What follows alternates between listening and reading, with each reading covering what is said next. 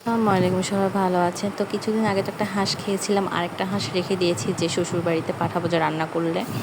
তো আজকে হচ্ছে যে মাংসটা রান্নাই করে ফেলবো। তো আমি এখানে চুলার উপরে পেঁয়াজটা বসিয়ে দিয়েছি। পেঁয়াজটা একটু লাল লাল হবে, এরপরে মশলাগুলো দিব।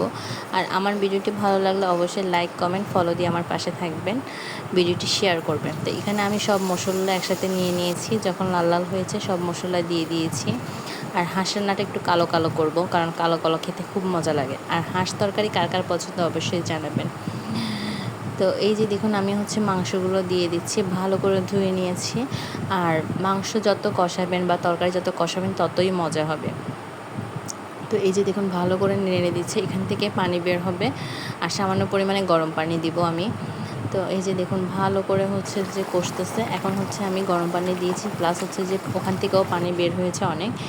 এই যে দেখুন আমার হাঁস রান্না কেমন লাগতেছে। আমার হাঁস রান্নাটা ভালো লাগলে এখনই একটা ফলো দিন, আর একটা কমেন্ট করুন, লাইক করুন, সাথে থাকুন। তো এখানে হচ্ছে যে আমি আলাদা আলাদা করে রেখেছি। এখানে এটা হচ্ছে আমার শ্বশুরবাড়িতে পাঠাবো, ওনাদেরকে পিওর মাংসটা দিলাম। আর এখানে আমরা হচ্ছে হাঁডি টাডি মিলে এগুলো রেখেছি। আজকে এই পর্যন্তই।